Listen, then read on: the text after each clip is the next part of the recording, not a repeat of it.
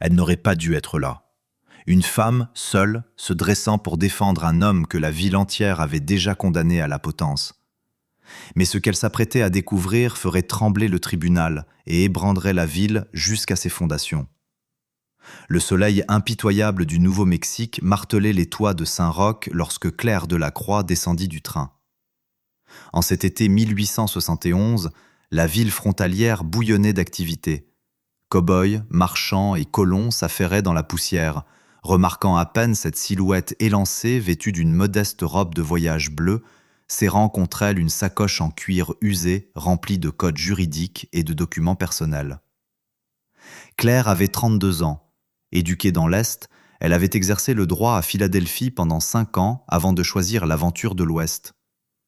Ses cheveux auburn étaient tirés en un chignon strict, et ses yeux verts scrutaient les environs avec une détermination farouche. Elle n'était pas venue ici seulement pour fuir les commérages sur les femmes avocates de la côte Est, mais parce qu'elle était convaincue que la frontière sauvage avait besoin de rigueur et d'esprit juridique éclairé. « Mademoiselle Delacroix ?» Une voix s'éleva au-dessus du brouhaha.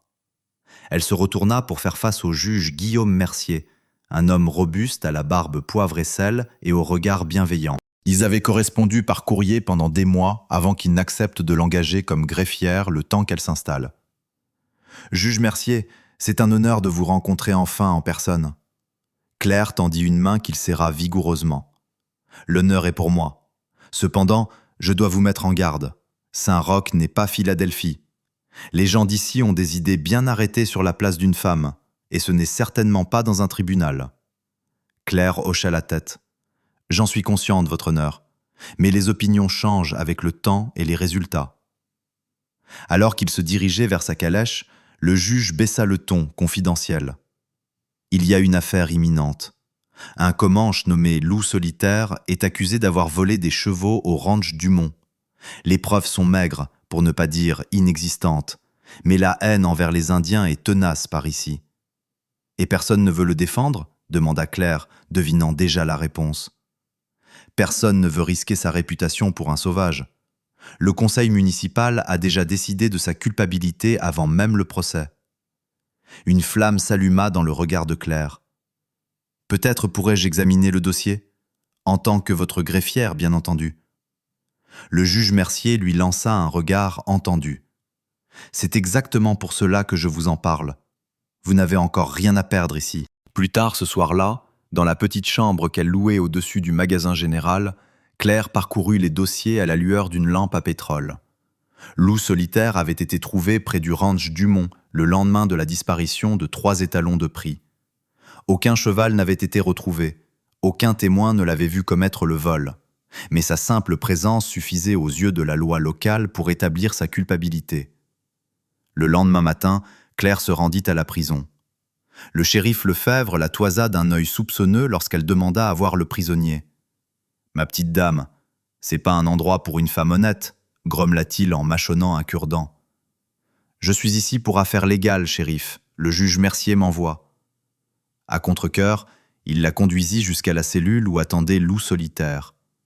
Il était plus jeune qu'elle ne l'avait imaginé, peut-être 25 ans, avec de longs cheveux noirs et des traits nobles. Ses yeux sombres l'observèrent avec une méfiance palpable. « Je m'appelle Claire Delacroix, je suis avocate, » dit-elle, se tenant droite malgré le ricanement méprisant du shérif dans son dos. « J'aimerais vous aider pour votre affaire, si vous le permettez. » Loup Solitaire l'étudia longuement avant de répondre dans un anglais impeccable. Pourquoi une femme blanche m'aiderait-elle ? Parce que tout homme mérite un procès équitable, peu importe qui il est ou d'où il vient. Il soutint son regard, cherchant la moindre trace de mensonge, puis brisa le silence. Je n'ai pas pris ces chevaux. Je pistais un puma qui s'attaquait à notre bétail. Alors nous devons le prouver, répliqua Claire sans ciller. Racontez-moi tout ce qui s'est passé ce jour-là. Pendant 1 heure, le jeune Comanche détailla ses mouvements, décrivant le terrain, les repères et les heures avec précision. Claire écoutait, prenait des notes, posait des questions pointues. Lorsqu'elle se prépara à partir, elle promit de revenir le lendemain. Dehors, les murmures l'escortèrent le long de la rue principale poussiéreuse. « C'est elle, l'étrangère qui parle aux peaux rouges. Claire garda la tête haute, indifférente au regard lourd et au chuchotement hostile. Dans sa chambre, elle passa la nuit à peaufiner sa stratégie de défense. Le lendemain, Claire chevaucha jusqu'au ranch Dumont, accompagnée de l'adjoint Martin, un jeune homme qui semblait moins rongé par les préjugés que ses pairs. Monsieur Dumont, un colosse au visage buriné par le vent, les accueillit froidement. « J'ai entendu dire qu'un idiot voulait défendre ce Comanche, cracha-t-il en guise de salutation. Je ne m'attendais pas à ce que ce soit une femme en jupon. » Monsieur Dumont, commença Claire avec une courtoisie glaciale. « J'enquête sur tous les aspects de cette affaire. Pourriez-vous me montrer où étaient gardés les chevaux et me décrire exactement ce que vous avez trouvé ?» En grommelant, Dumont les mena jusqu'au corral. « La barrière était ouverte, juste comme ça. J'ai trouvé des traces d'Indiens partant vers l'est. » Claire examina le portail, notant un détail troublant sur le bois. « Ces marques ici, on dirait que le loquet a été forcé avec un outil en métal, comme un pied de biche. » Dumont haussa les épaules avec désinvolture. « Les Indiens ont des couteaux. »« Puis-je voir les traces dont vous parlez ?» demanda Claire. Ils suivirent le propriétaire jusqu'à l'orée du bois. Les empreintes étaient partiellement effacées par le vent, mais Claire distingua la forme caractéristique de mocassins. « Avez-vous suivi ces traces ? Où menaient-elles » Dumont hésita un instant, le regard fuyant. « Je les ai perdues après 1 kilomètre. Le sol devient rocailleux par là-bas. » Claire hocha la tête, notant chaque mot dans son esprit. « Donc personne n'a vu Loup Solitaire prendre les bêtes ? Pas besoin de le voir pour le savoir. Tout le monde sait que ce sont des voleurs de chevaux nés. » Sur le chemin du retour vers la ville, l'adjoint Martin brisa le silence pesant. « Mademoiselle Delacroix, les gens d'ici ne vont pas apprécier ce que vous faites. Vous allez vous mettre la ville à dos. »« Je sais, adjoint, » répondit-elle en fixant l'horizon. « Mais la justice ne se soucie pas de la gentillesse. » Le jour de l'audience préliminaire se leva sur une atmosphère électrique, lourde comme la menace d'un orage d'été. Claire avait passé chaque minute de ces dernières 48 heures à préparer sa stratégie, interrogeant les témoins potentiels et consolidant son dossier. Le tribunal, une bâtisse modeste à 2 étages plantée au cœur de la ville, débordait déjà de curieux et de visages hostiles. Claire arriva tôt, vêtue de sa tenue la plus austère, une jupe noire et une veste cintrée qui imposaient le respect. Elle attendit devant la prison que Loup Solitaire soit escorté. Lorsqu'il sortit, les fers aux poignets et aux chevilles tintaient lugubrement. Le shérif avait catégoriquement refusé de les lui retirer, malgré les protestations de l'avocate qui y voyait une atteinte à la présomption d'innocence. « Je ferai tout ce qui est en mon pouvoir pour que vous soyez entendu équitablement », murmura-t-elle à l'accusé. Il hocha légèrement la tête, le visage impénétrable. « Mon peuple regarde. Si je suis pendu pour une faute que je n'ai pas commise, le sang appellera le sang. » Claire comprit la gravité de l'avertissement. La tension entre les colons et les Comanches était à son point de rupture. Ce procès pouvait être l'étincelle qui mettrait le feu aux poudres. Alors qu'ils approchaient des marches du tribunal, la foule s'écarta à contre-cœur, formant une haie de déshonneur. Les insultes fusèrent. Claire entendit le mot « traîtresse » siffler à son oreille, mais elle garda le regard fixé sur l'horizon. Dans un geste de défi qui serait raconté le soir même dans tous les saloons de la région, elle tendit la main et saisit celle, enchaînée, de Loup Solitaire, le guidant avec dignité vers l'entrée. Une exclamation étouffée parcourut l'assemblée. Depuis le seuil, le juge Mercier observa la scène et secoua la tête, mais Claire crut déceler une lueur d'admiration dans ses yeux. À l'intérieur, la chaleur était déjà étouffante. Claire prit place à la table de la défense aux côtés de son client. De l'autre côté de l'allée centrale, le procureur Thomas Bastien battait ses documents avec l'assurance d'un joueur de poker tenant une quinte flush. C'était un homme grand, imposant, connu pour ses effets de manche théâtraux et son palmarès ininterrompu de condamnations contre les autochtones. Le juge Mercier frappa son maillet. « La cour est ouverte. Ceci est l'audience préliminaire dans l'affaire du territoire contre Loup Solitaire, accusé de vol de chevaux. Maître Bastien, vous avez la parole. » Bastien se leva avec une fluidité de prédateur. « Votre honneur, les faits sont d'une simplicité biblique. 3 étalons de grande valeur ont été dérobés au ranch Dumont dans la nuit du 15 juin. L'accusé a été appréhendé près de la propriété le lendemain matin. Monsieur Dumont témoignera que des pistes indiennes menaient de son corral vers l'est, droit vers le campement Comanche. L'accusation demande que cette affaire soit immédiatement renvoyée en procès. Le juge Mercier acquiesça et se tourna vers la défense. « Mademoiselle Delacroix, souhaitez-vous répondre ?» Claire se leva, douloureusement consciente du poids de tous les regards braqués sur elle. « Votre honneur, la défense démontrera qu'il n'existe aucune preuve tangible justifiant un procès. Monsieur Dumont a trouvé des traces, certes, mais aucun cheval volé n'a été retrouvé en possession de mon client. Loup solitaire pistait un puma qui s'attaquait au bétail, un alibi qui peut être corroboré. » Bastien l'interrompit d'un geste dédaigneux de la main. « Votre honneur, la parole d'un Indien est aussi valide que celle de n'importe quel citoyen au regard de la loi, » termina Claire d'une voix tranchante. « Et j'ai des éléments matériels à présenter. » Le juge fit signe de poursuivre. Claire appela son premier témoin, l'adjoint Martin. « Adjoint, lorsque nous avons visité le ranch Dumont, qu'avez-vous observé sur la barrière du corral ?» Le jeune homme se tortilla sur sa chaise, mal à l'aise. « Il y avait des marques sur le loquet, Mayam. On aurait dit qu'il avait été forcé avec un outil en métal, comme un pied de biche. » « Et diriez-vous que cela correspond aux méthodes habituelles des Comanches pour subtiliser des chevaux ?»« Non, Maham. D'après mon expérience, les Indiens sont assez habiles pour ouvrir les barrières sans laisser de telles traces. » Bastien bondit de sa chaise. « Objection, votre honneur. L'adjoint n'est pas un expert en technique de vol indienne. »« Je vis sur ce territoire depuis ma naissance, monsieur le procureur, » répliqua Martin avant que le juge ne puisse intervenir. « Et j'ai enquêté sur des dizaines de raids. » Claire enchaîna sans perdre le rythme. « Adjoint Martin, selon votre opinion professionnelle, les traces au sol étaient-elles suffisamment claires pour être identifiées comme étant celles de Comanche ?»« Non, Maham. C'étaient des traces de mocassins, mais beaucoup de trappeurs et de frontaliers en portent aussi. » Un murmure parcourut la salle. Le témoin suivant fut Jean Desours, un Comanche qui avait adopté le mode de vie des colons et travaillé comme interprète. Il témoigna que Loup solitaire avait bel et bien été désigné par le conseil tribal pour traquer un puma responsable de la mort de plusieurs de leurs bêtes. « Et pourquoi Loup solitaire n'a-t-il pas dit cela au shérif Lefebvre lors de son arrestation ?» demanda Claire. « Le shérif n'a rien demandé, » répondit simplement Desours. « Il a vu un Comanche près du ranch d'un blanc et a jugé sa culpabilité instantanée. » Le dernier témoin de Claire fut le docteur Armand, le médecin de la ville, qui avait examiné les empreintes à sa demande. « Docteur, en vous basant sur vos mesures des empreintes trouvées au ranch et celles de Loup solitaire, que pouvez-vous nous dire ?» Le médecin ajusta ses lunettes. « Les empreintes au ranch étaient plus petites de près de 3 cm que celles faites par l'accusé.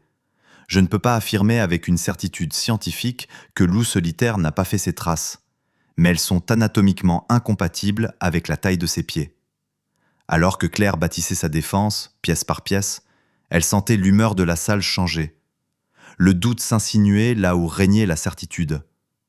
Lorsqu'elle appela enfin Loup solitaire à la barre, un silence de cathédrale tomba sur l'assemblée. « Je pistais un puma, » déclara-t-il d'une voix claire.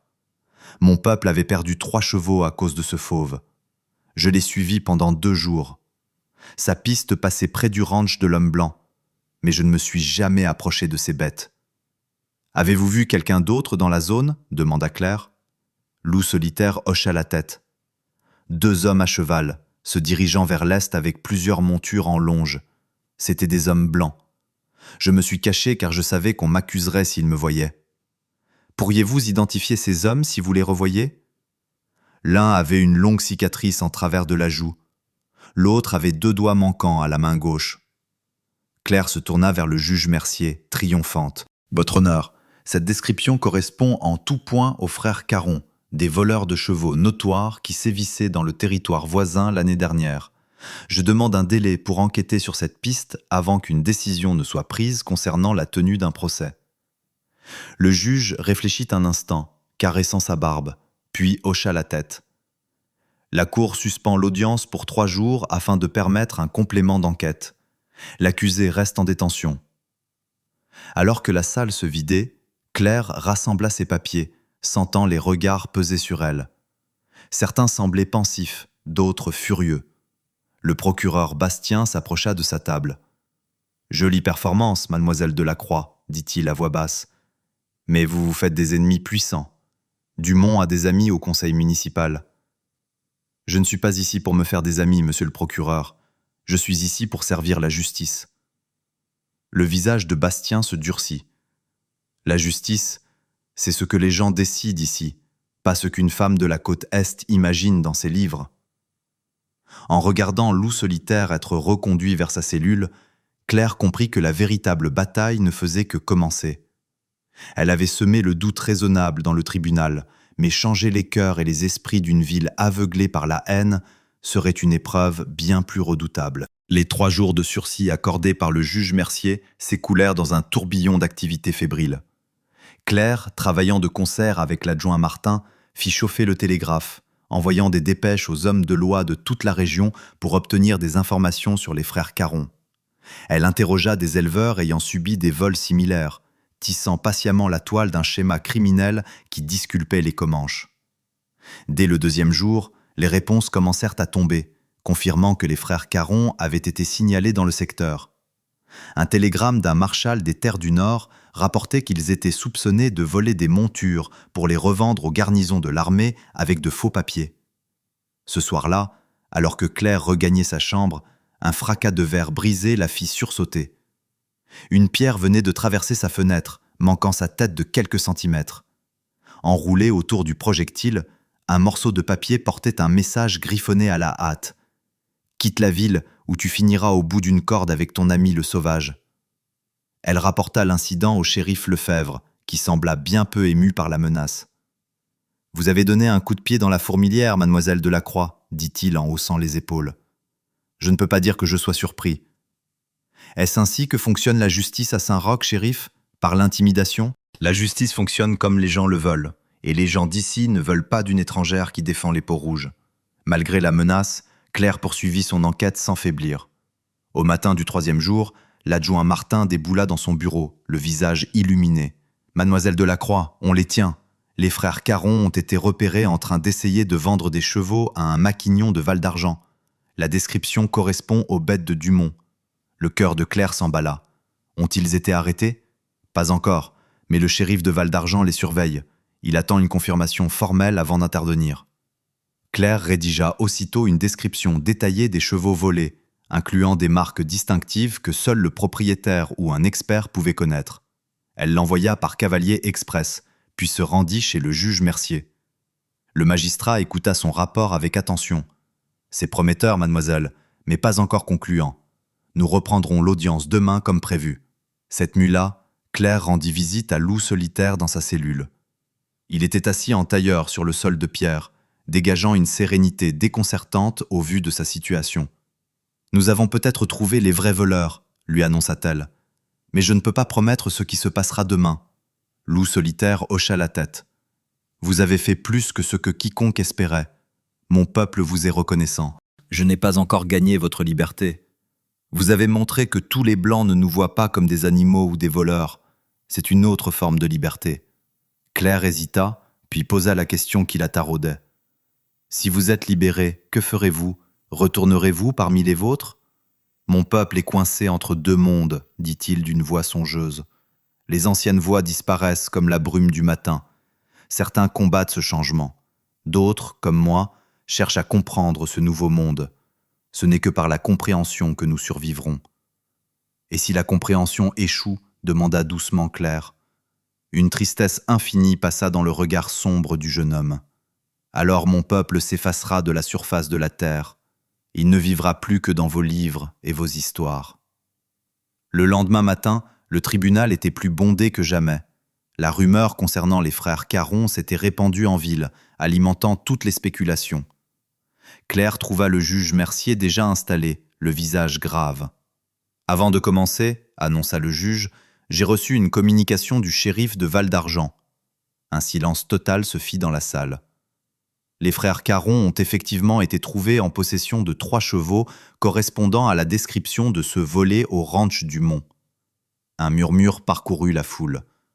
Claire sentit une vague d'espoir, vite douchée par la suite. Cependant, poursuivit le juge, ils prétendent avoir acheté ces chevaux légalement à un négociant comanche. Le procureur Bastien se leva d'un bond, triomphant. « Votre honneur, cela ne fait que confirmer notre thèse. L'accusé a volé les chevaux pour les revendre à ses hommes. » Claire se leva à son tour. « Ce n'est que pure spéculation, votre honneur. Les Carons sont des voleurs notoires avec des mandats d'arrêt actifs dans les territoires voisins. Leur parole n'a aucune valeur. » Le juge Mercier leva la main pour réclamer le silence.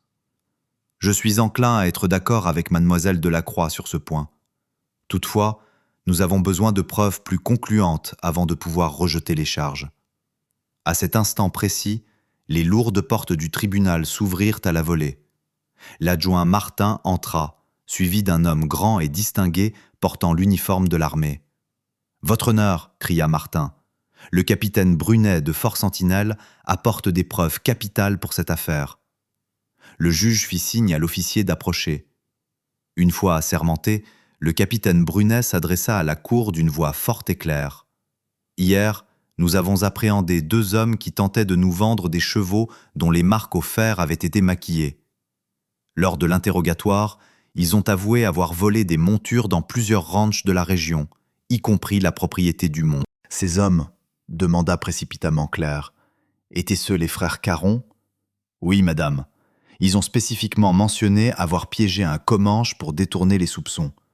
Ils ont même avoué avoir laissé de fausses traces de mocassins menant hors du ranch. » Le tribunal explosa en un chaos indescriptible. Le juge Mercier martela son pupitre de son maillet, les coups résonnant comme des coups de feu dans la salle surchauffée, jusqu'à ce que le silence retombe enfin.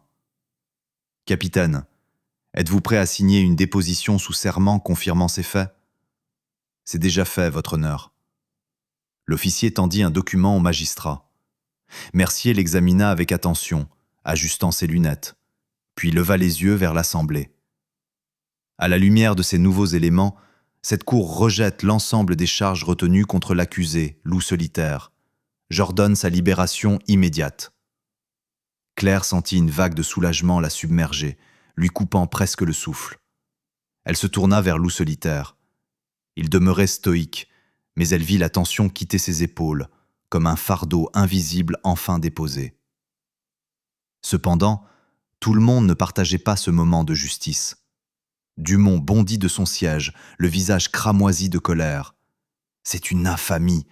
Vous ne pouvez pas accorder plus de crédit à la parole de voleurs de chevaux qu'à celle d'honnêtes colons craignant Dieu.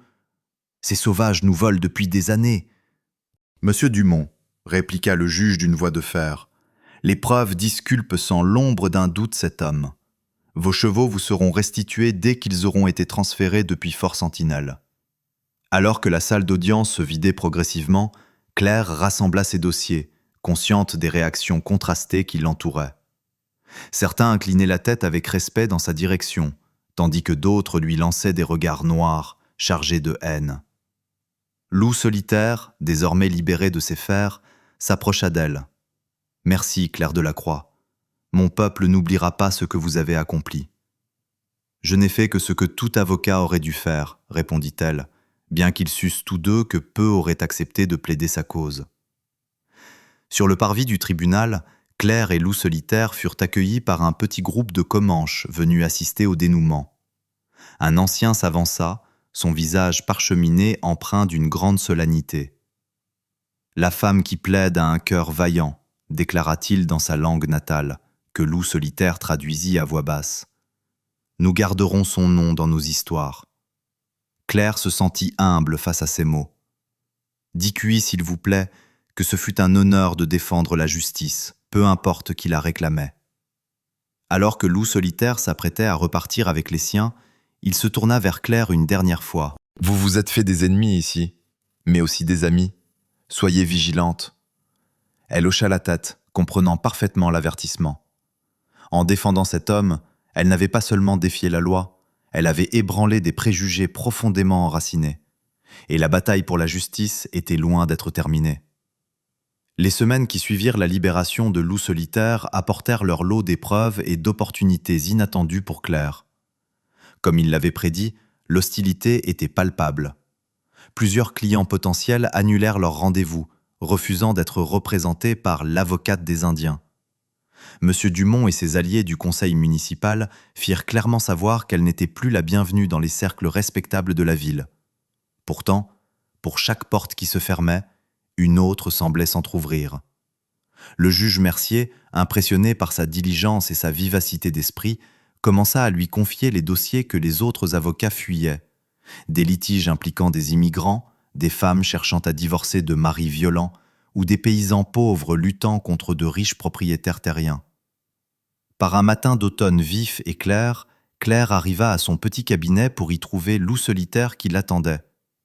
Il portait un mélange de vêtements traditionnels et d'habits de colon, des jambières en peau de daim sous une chemise en coton et un gilet. « Loup Solitaire », le salua-t-elle avec surprise. « Je ne m'attendais pas à vous revoir. »« Je suis venu avec un but précis, » répondit-il. « Mon peuple fait face à une nouvelle menace. L'agent responsable de notre réserve détourne nos approvisionnements pour les revendre. Nos enfants pleurent famine pendant qu'ils s'engraissent sur notre dos. » Claire l'invita à entrer, loin des regards indiscrets de la rue. « C'est une accusation grave. Avez-vous des preuves ? Nous avons tenu des registres, comme vous, les Blancs, le faites. » Il posa une pochette en cuir usé sur le bureau. « Ceci montre ce qui a été promis par le gouvernement et ce qui a été réellement reçu. Les différences sont immenses. » Claire examina les papiers. C'était une comptabilité méticuleuse, tracée d'une écriture étonnamment soignée. « Qui a tenu ces registres ? » ?»« Moi, dit Loup Solitaire. Après mon procès, j'ai compris que nous devions utiliser les armes de l'homme blanc pour combattre l'injustice de l'homme blanc. » Claire hocha la tête, impressionnée par sa clairvoyance. « Ce ne sera pas facile. Les agents des affaires indiennes ont des amis puissants à la capitale. C'est ce qu'on nous a dit.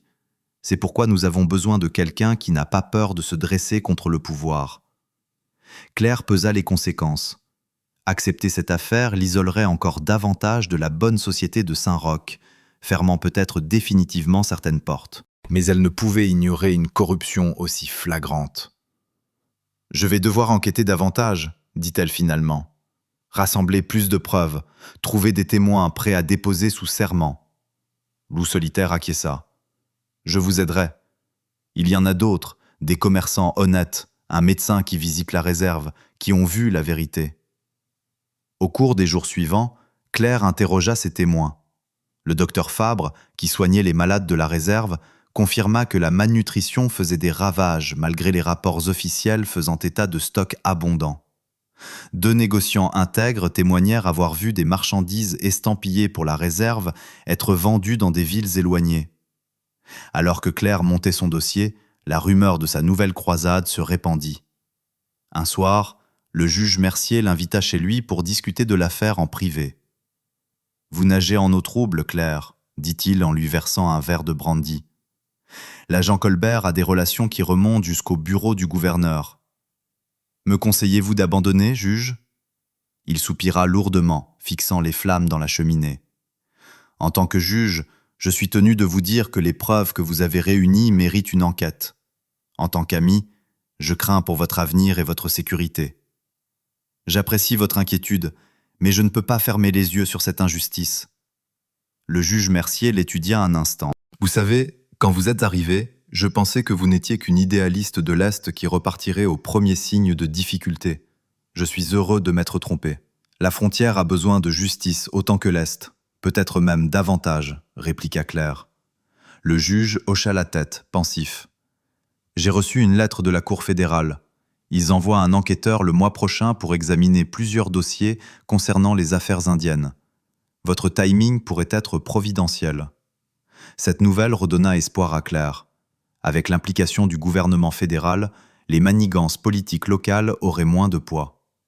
La semaine suivante, Claire travaillait tard dans son bureau lorsqu'elle entendit un fracas de verre brisé, immédiatement suivi d'une odeur âcre de fumée.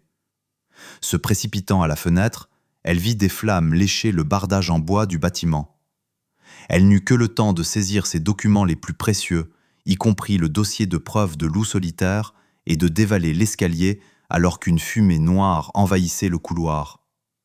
Dehors, une petite foule s'était rassemblée. L'adjoint Martin organisait une chaîne de seaux d'eau pendant que le shérif Lefebvre interrogeait les badauds. Claire regarda avec effroi le feu dévorer l'immeuble qui abritait son cabinet. « Quelqu'un a vu comment ça a commencé ?» demanda Lefebvre à la cantonade. Un vieil homme s'avança, tremblant. « J'ai vu 2 hommes lancer quelque chose par sa fenêtre. Ils ont filé au galop vers le ranch du Mont. » Les yeux de Claire croisèrent ceux du shérif. Pour une fois, il semblait sincèrement troublé. « Mademoiselle Delacroix, peut-être devriez-vous reconsidérer. »« Je ne pars pas, shérif, » l'interrompit-elle d'une voix ferme, les joues noircies par la suie. « Et je n'abandonne pas mon affaire. » La nouvelle de l'incendie se répandit dans Saint-Roch comme une traînée de poudre. Au petit matin, l'impensable se produisit. Le vent de l'opinion publique tourna. De nombreux habitants, qui avaient jusqu'alors évité Claire comme la peste, exprimèrent ouvertement leur indignation face à cette attaque lâche. Même la Gazette locale, qui avait critiqué avec virulence sa défense de loup solitaire, publia un éditorial cinglant, qualifiant l'incendie criminel d'attaque contre les fondements mêmes de la justice. 3 jours plus tard, le docteur Fabre offrit à Claire un espace dans son cabinet médical pour qu'elle puisse poursuivre son travail. Plusieurs citoyens aidèrent à sauver ce qui pouvait l'être des décombres fumants et apportèrent des meubles de rechange à son nouveau bureau de fortune. Lorsque Loup Solitaire apprit la nouvelle, il descendit en ville accompagné de plusieurs membres de sa tribu. Ils lui offrirent un bouclier de médecine Comanche, magnifiquement ouvragé, symbole de protection spirituelle. « Nos ennemis pensent que le feu te fera fuir, » dit-il en lui remettant l'objet sacré. « Ils ne comprennent pas que le feu purifie et renforce l'acier. » Claire, émue, passa ses doigts sur le cuir tanné du bouclier. « Je n'abandonnerai pas ce combat. »« Nous le savons, » répondit-il simplement. « C'est pour cela que nous avons foi en toi. » L'enquêteur fédéral, un homme austère nommé Rochefort, arriva la semaine suivante. Après avoir épluché le dossier de preuves reconstitué par Claire, il ouvrit une enquête formelle sur les activités de l'agent Colbert. En quelques jours, les témoins qui s'étaient tus par peur sortirent de l'ombre. Rassurés par la protection fédérale, ils délièrent leur langue. L'agent Colbert fut arrêté alors qu'il tentait de fuir le territoire avec ses coffres pleins. L'enquête mit au jour un vaste réseau de corruption qui s'étendait jusqu'à plusieurs hauts fonctionnaires territoriaux. La ténacité de Claire n'avait pas seulement fait tomber un homme corrompu, mais tout un système qui s'engraissait sur le dos de ceux qui ne pouvaient se défendre. Par une douce journée de printemps, près d'1 an après son arrivée à Saint-Roch, Claire se tenait sur les marches du tribunal rebâti. Face à elle s'étendait une foule bigarrée où se mêlaient colons, citadins et une délégation comanche menée par Loup Solitaire. « La décision fédérale d'aujourd'hui marque une ère nouvelle », annonça-t-elle d'une voix forte. La nomination d'un nouvel agent des affaires indiennes, approuvé conjointement par les autorités territoriales et les chefs tribaux, représente un premier pas vers une véritable justice pour tous les habitants de cette terre. Loup Solitaire s'avança pour se tenir à ses côtés. Un murmure parcourut l'assemblée. Voir une femme blanche et un guerrier comanche se tenir ainsi, d'égal à égal, demeurait une image d'une puissance rare. « Le chemin de la compréhension entre nos peuples est long et escarpé », déclara Loup Solitaire, sa voix portant jusqu'au fond de la place. « Mais aujourd'hui, nous le marchons ensemble. » Plus tard, alors que la foule se dispersait, le juge Mercier rejoignit Claire. « Vous avez accompli un travail remarquable cette année, mademoiselle Delacroix. Le gouverneur m'a chargé de vous offrir le poste de conseillère spéciale pour les affaires autochtones. » Claire resta un instant sans voix, surprise par la proposition. « C'est inattendu ? » ?»« Pas pour moi, » sourit le juge en ajustant son chapeau. « La frontière change, Claire. Nous avons besoin de gens qui voient la justice comme un bien commun appartenant à tous, et pas seulement à ceux qui nous ressemblent. » Claire jeta un regard vers Loup Solitaire, qui discutait paisiblement avec les siens près des chevaux. « J'ai appris que la justice demande plus que de bonnes lois, dit-elle pensivement. Elle exige le courage de se dresser contre les préjugés, même lorsque le prix à payer est élevé. » « Et vous avez payé ce prix, » reconnut le juge avec gravité. « Ce n'est rien comparé à ce que d'autres ont enduré, » répondit-elle. « Ce n'est que le début d'un long voyage. » Alors que le soleil couchant embrasait les toits de Saint-Roch, Claire Delacroix marcha dans ces rues autrefois hostiles, où elle lisait désormais du respect dans les regards qu'elle croisait. L'Ouest sauvage changeait, et elle y avait trouvé sa place. non pas comme une étrangère imposant les idées de l'Est, mais comme une femme ayant appris la véritable signification de l'équité auprès de la terre et de ses peuples divers. Elle était venue chercher un but. Elle l'avait trouvé à la place la plus improbable, debout aux côtés d'un homme qu'on voulait pendre, prouvant que la justice pouvait transcender les frontières de la race et de la haine. En chemin, elle ne s'était pas seulement transformée elle-même, elle avait commencé à changer le monde autour d'elle, un procès à la fois.